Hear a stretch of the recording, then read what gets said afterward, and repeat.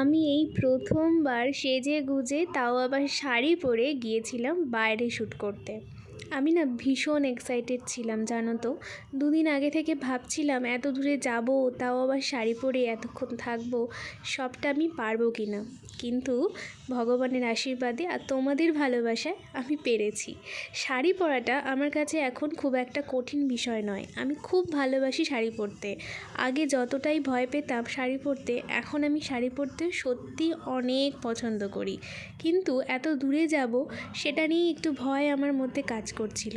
কিন্তু হ্যাঁ, আমি কিন্তু সবটা খুব সুন্দরভাবে করতে পেরেছি। এবার আসি মেকআপের কথায়। মেকআপ তো আমি আগাগোড়াই খুবই লাইট পছন্দ করি। দেখো, একদম একটা লাইট বেস করে তার উপরে আমি ব্রনজিং, ব্লাশার, হাইলাইটার সব কিছুই লাগিয়েছি, কিন্তু খুব অল্প করে করে। যেহেতু দিনের বেলায় শ্যুট করব, তো আমি একদমই হালকা মেকআপ করেছি। আর নিজেও আমি হালকা পছন্দ করি, তাই জন্য হালকাই রেখেছি। আর চোখে আমি অনেক দিন পরে একটু কাজল লাগালাম।